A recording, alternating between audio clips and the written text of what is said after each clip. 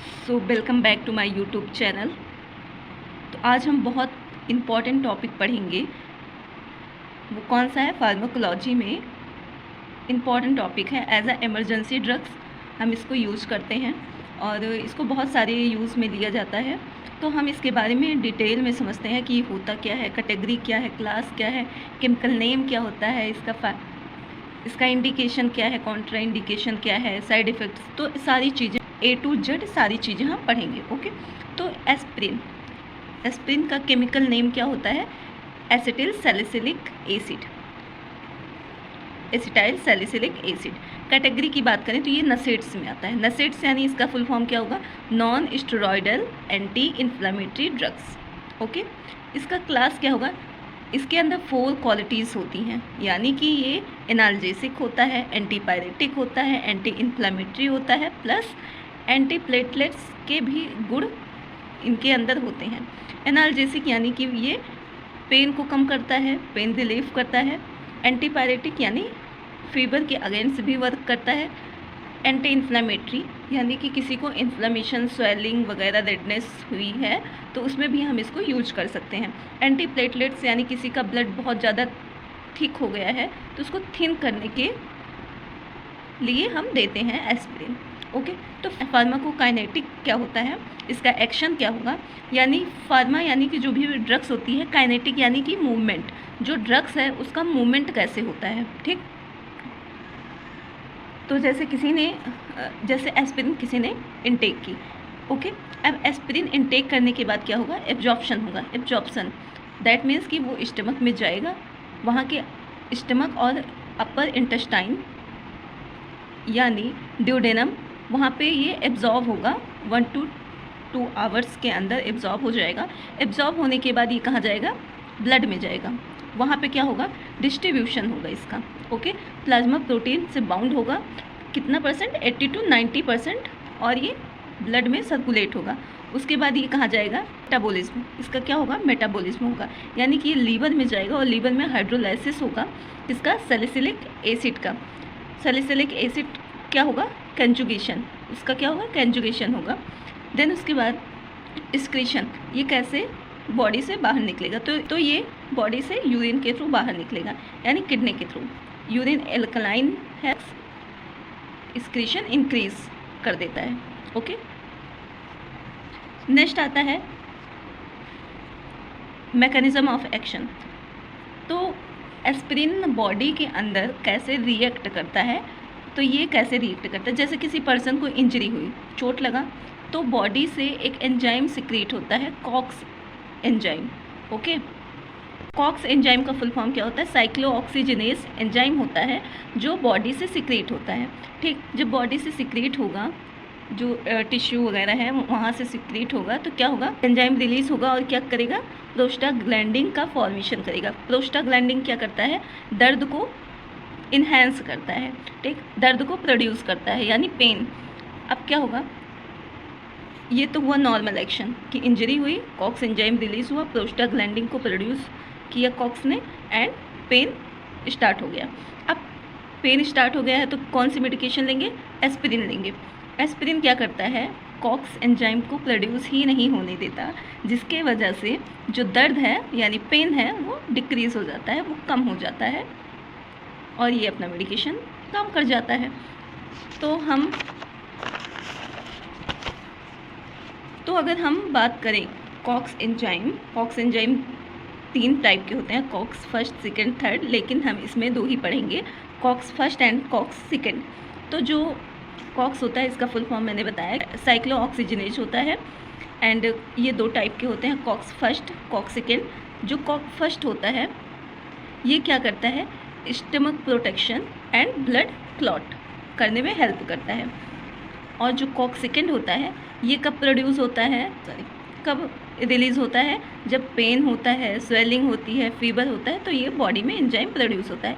ये normal COX first जो enzyme है ये हमेशा रहता है। ये क्या करता है? जो स्टमक की म्यूकस मेम्ब्रेन है उसका प्रोटेक्शन करता है और ब्लड क्लॉट होने में हेल्प करता है।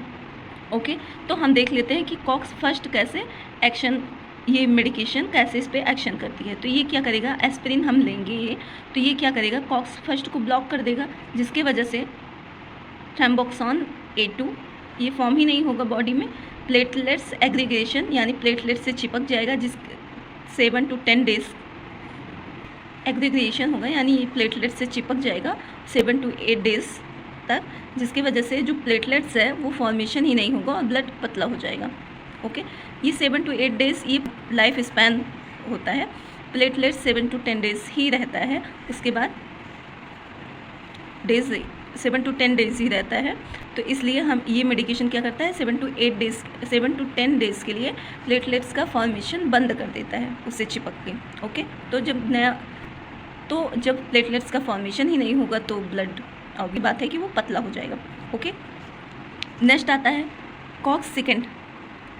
एस्पिरिन इस पे कैसे काम करती है, ये एस्पिरिन क्या करता है, कॉक्सिकेंट को ब्लॉक कर देता है, जिसकी वजह से जो PGE2 एंड PGI2 ये डिक्रीज़ हो जाता है, जिसकी वजह से पेन, फीवर, स्वेलिंग ये भी डिक्रीज़ हो जाता है। ओके, तो हम डोज की बात करें, अगर किसी पर्सन को हार्ट अटैक आया है या प्रोफाइलेक्सिस है तो 75 to 150 mg OD देंगे, ठीक, लाइफ लॉन्ग स्मॉल अमाउंट में देंगे। अगर किसी पर्सन को एक्यूट MI है, मायोकार्डियल इन्फेक्शन है, तो 300 mg देंगे। ओके, और ये पेशेंट को क्या कहेंगे, इसको चबा के खाएं, यानी मुंह में इसको च्विंग करके खाएं, ठीक। नेक्स्ट आता है पेन। नेक्स्ट आता है अगर किसी पर्सन को पेन है या फीवर है तो उसमें कितना डोज रहेगा इस मेडिकेशन का, 325 to 650 mg होगा। मैं 6 आवरली के बाद हम फर्स्ट डोज 6 आवर के पहले एंड सेकेंड डोज 6 आवर के बाद ही देना है।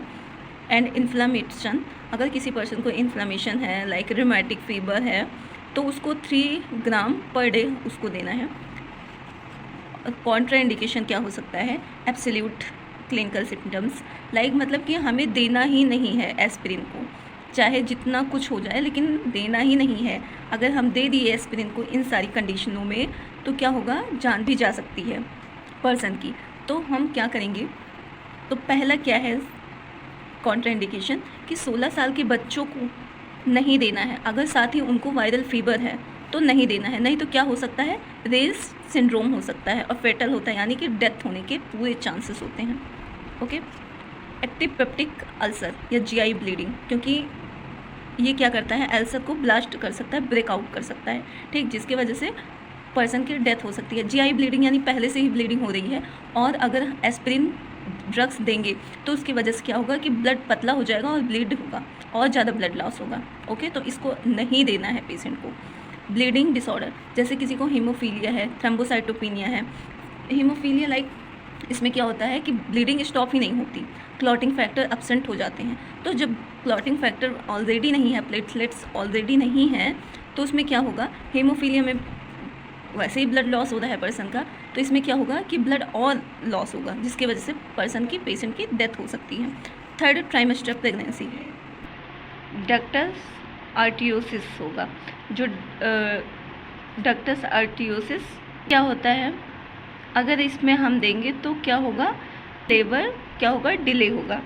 ओके, वैसे भी प्रेगनेंसी में बहुत ही कम मेडिकेशन को दिया जाता है, विदाउट डॉक्टर के प्रिस्क्रिप्शन के कोई भी मेडिकेशन को यूज़ नहीं किया जाता, क्योंकि उसमें माँ से ज़्यादा बच्चे को खतरा रहता है।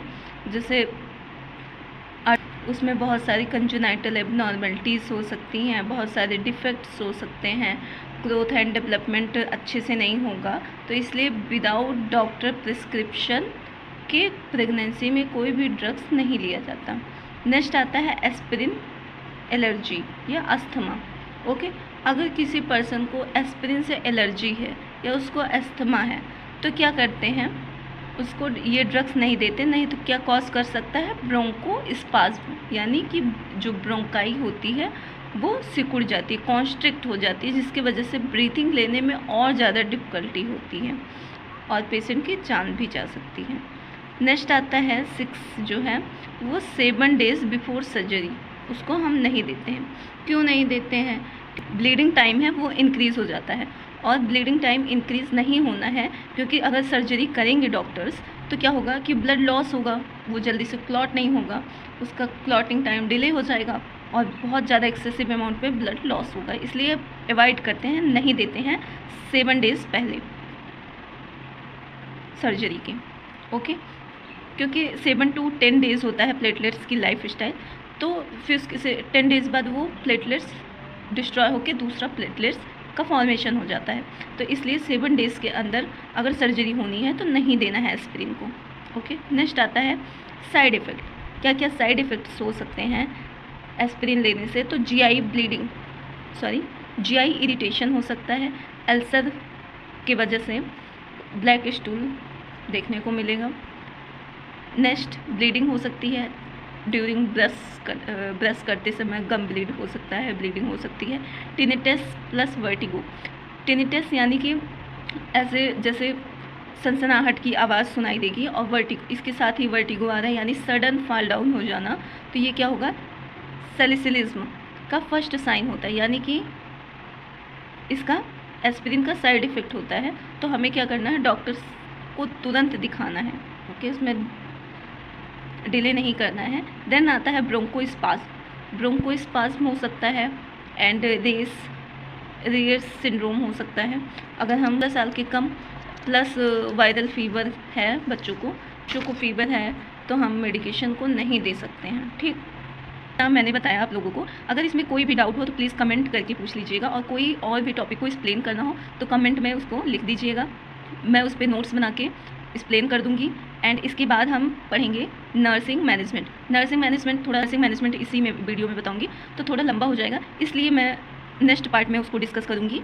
कोई भी डाउट हो तो प्लीज़ कमेंट बॉक्स में पूछ लीजिएगा, मैं कोशिश करूंगी और अच्छे से एक्सप्लेन करने की। And thank you for watching my video.